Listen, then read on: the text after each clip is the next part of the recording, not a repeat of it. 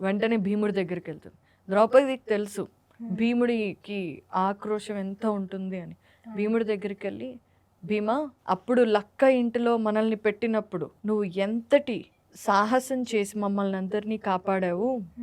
హిడింబాసురుణ్ణి చంపినప్పుడు నీకున్న క్రోధం ఏదైతే ఉందో దాన్ని బయటకు తీసుకురా. నువ్వు కీచకుణ్ణి చంపినప్పుడు అప్పుడు నీ దగ్గర ఉన్న ఉక్రోషం ఏంటో దాన్ని బయటకు తీసుకురా.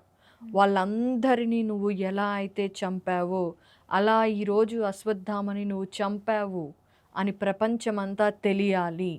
నువ్వే నా ఈ బాధను తీర్చగలవు.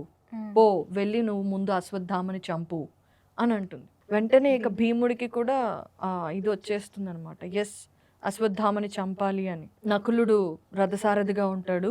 భీముడు మేము వెళ్తున్నాము, అశ్వత్థామ ఎక్కడున్నాడో పట్టుకొని వాడిని చంపే నీ దగ్గరికి తిరిగి వస్తాము అని చెప్పి అసలు క్షణంలో అలాగా బయలుదేరిపోతారు. వాళ్ళు వెళ్తారనమాట. వెళ్తే ఫస్ట్ కురుక్షేత్ర యుద్ధం జరిగింది కదా, అక్కడికి వెళ్తారు.